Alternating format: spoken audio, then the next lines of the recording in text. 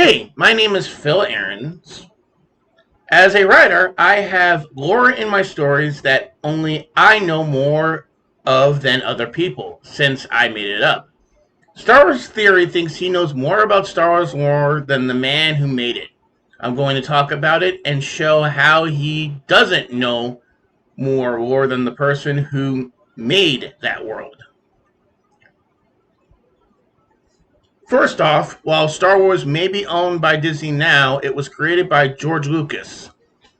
Long before Disney stepped in, Lucas was the visionary who built the Star Wars universe from the ground up. He was the one making changes, shaping the lore, and expanding the galaxy. For example, in the canceled Star Wars Maul game, it was Lucas himself who made the decision to pair Darth Maul with a Sith Twi'lek, even though the story took place far outside from the main prequel timeline. That shows how much influence he still has over his creations. Star Wars Theory acts like he knows everything about Star Wars lore. Alright, cool. You know about one timeline. Big deal. I know the Gundam Universal Century timeline inside and out, but that doesn't mean I get to decide what the fans want or what the franchise needed. I can't walk up to Yoshiyuki Tomino and tell him that Char should survive in Char's counterattack. That would be disrespectful. Tomino wrote that ending of Char and Armor disappearing for a reason. Changing it will destroy the message and weight of that film.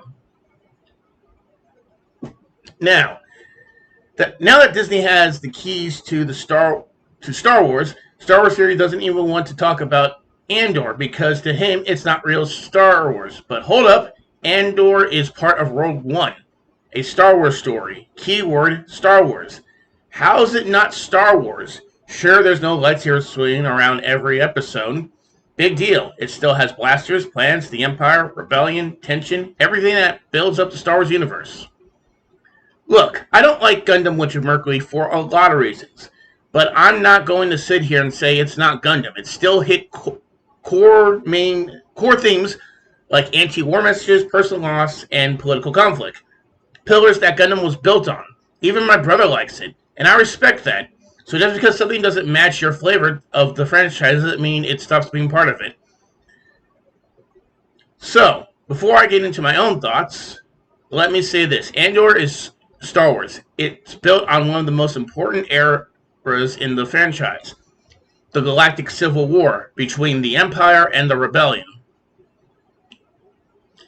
For the first time, we get to see spies, covert operatives we've always heard about but never really see. Andor gives depth to the rebellion, showing us how fragile, desperate, and dangerous it was in the beginning. This story is the backbone of that war, so to say it's not Star Wars is just insane. For a long time, I've been writing my own stories, building worlds, crafting lore, and giving them meaning. One example is a group I created called The Archers, from a story I haven't touched in a while. They had depth, purpose, and history that explains exactly who they were and why they exist. Neon Valkyries was born from something simple, a crack in the pavement I noticed while at work. That moment inspired what I now call the crack event. As time went on, I got back into Nikkei, and then Girls Frontline 2 came out. What stood out to me in both stories was they treated their female characters like they weren't just waifu bait. They had depth, emotion, trauma, and growth. Real characters with real stakes. That's when Neon Valkyrie came to life. Now imagine this. Star Wars Theories makes a channel called Neon Valkyrie's Theory. It suddenly claims he knows my story better than I do. Here's what I would ask him. 1. Do you know everything, even parts I haven't released yet? 2. Do you understand the real meaning behind why Lucifer shot Alice and why Alice buried her afterwards?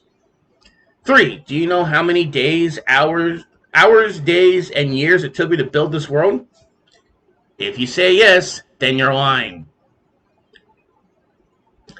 High School DxD Aftermath is a story I created using the foundation of the DxD lore. But I built something new on top of it. I wanted to fix what I felt the original lacked. Deeper character development, more meaningful stories, and a world that actually grows. The only lore I truly know is the one I created in Aftermath. No one knows that better than me because I made it.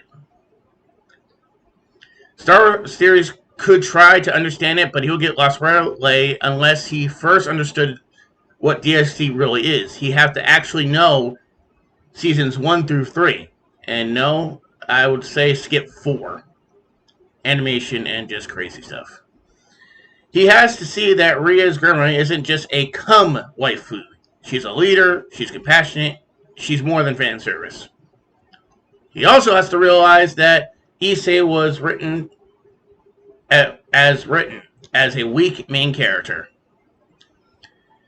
And he have to see what I see. The pain, the hearth, the growth, and the only way to even begin understanding Aftermath. And the truth is, no one can see that the way I do. In short, Star Wars Theory can say he knows what's best for Star Wars. But here's the truth. He doesn't. Thinking a fan should change a story because they know the lore better, that's not arrogance, it's ridiculous. Fan will never know more than the lore. The person who made the world, who breathed the life in every detail, will always understand it best. Only the creator has the right to change the story. Call of Duty has done it, Fallout has done it, I've done it with my works, and many others will. Without a fan claiming they know the lore better than the one who created it.